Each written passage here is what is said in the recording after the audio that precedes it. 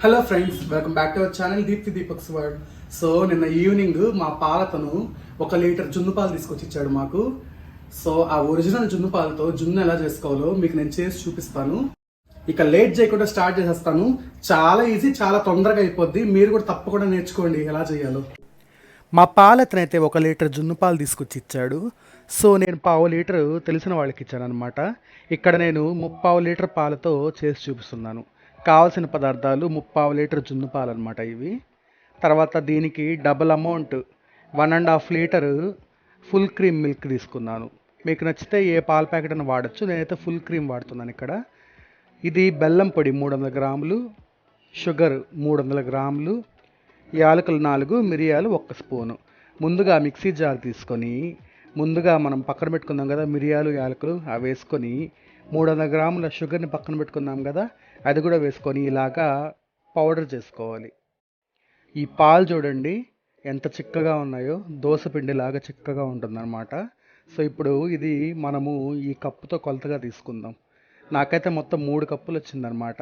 So 6 కప్పుల మామూలు full cream మిల్క్ని వేసుకుంటున్నాను. సో 3 కప్పుల జున్ను పాలకి 6 కప్పుల నార్మల్ పాలు వేసుకొని ఇప్పుడు ఇందులో 300 గ్రాముల బెల్లం పక్కన పెట్టుకుందాం కదా పొడిని. సో ఆ బెల్లం పొడి వేసి బాగా కలుపుకోవాలి.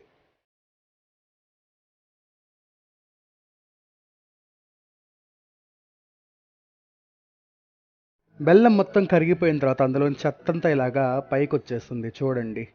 ఈ చెత్తను మొత్తము మనం నీట్గా వడగట్టుకోవాలి. బెల్లంలో ఏదన్నా గడ్డి లాంటిది లేకుంటే ఏదన్నా మురికి ఏమన్నా ఉంటే ఆ దుమ్ము ధూళి అలాంటివంతా ఇలా వడగట్టినప్పుడు మనకు నీట్గా వచ్చేస్తుంది అనమాట. సో ఖచ్చితంగా వడగట్టుకోవాలి చూడండి. ఇప్పుడు ఈ బెల్లం కలిపిన పాలల్లో ముందుగా పక్కన మనం పౌడర్ చేసి పెట్టుకుందాం కదా చక్కెర, యాలకులు, మిరియాలు, ఆ పొడిని కూడా వేసుకొని బాగా మిక్స్ చేసుకోవాలి.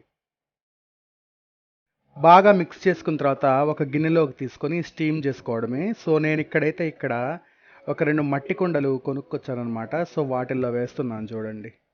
ప్రజెంటేషన్ బాగుంటుందని నేను ఇలా మట్టి కుండల్లో వేసి ఇలాగా ఒక పాత్రలో వేడి నీళ్ళు పెట్టుకున్నాను ముందుగానే. సో అందులో వీటిని పెట్టి వాటిపైన సిల్వర్ ఫాయిల్ని పెట్టచ్చు మూతలాగా. సో నా దగ్గర లేదు కాబట్టి ఇంట్లో ఉంటాయి కదా స్టీల్ గిన్నెలు. సో ఆ స్టీల్ గిన్నెలనే వాటికి మూతల్లాగా పెట్టి నేను స్టీమ్ చేస్తున్నాను.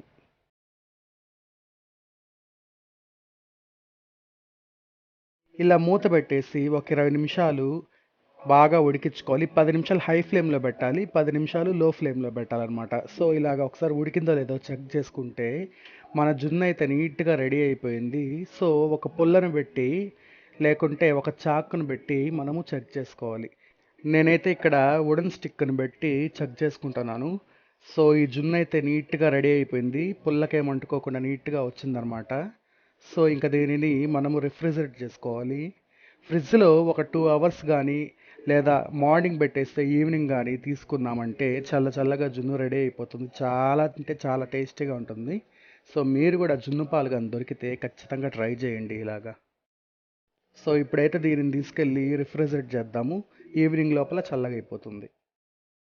సో ఈరోజు మార్నింగ్ జున్ను చేసినాం కదా, దాన్ని నేను ఇలా స్టీల్ గిన్నెలో కూడా చేశాను. దీన్ని ఇప్పుడు డీమోల్డ్ చేస్తాను, ఎలా వస్తుందో చూద్దాం. ముందు కత్తి తీసుకొని ఇలా చుట్టూరు ఇలా కట్ చేసుకోవాలి. ఇలా చేసుకొని ఇప్పుడు దీన్ని డీమోల్డ్ చేస్తాను, ఎలా వస్తుందో చూద్దాం.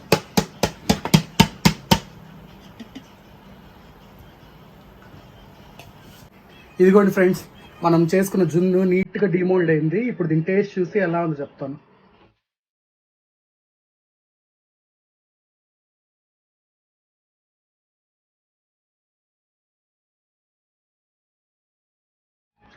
అద్దరిపోయింది. చైనా గ్రాస్, అగర్ ఇవి కూడా చేయొచ్చు, కానీ ఎంతన్నా ఒరిజినల్. మీకు కానీ ఇలాగా బర్రె పాలు కానీ జున్ను పాలు దొరికితే తప్పకుండా ట్రై చేయండి. టాంటడా వావ్, భలే కుండలో బాగా ప్రజెంట్ చేశారు. టేస్ట్ చేసి చూస్తా ఎలా ఉంది, నచ్చింది మీకు?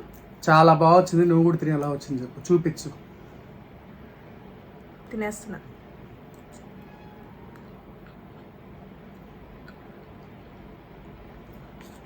వావ్,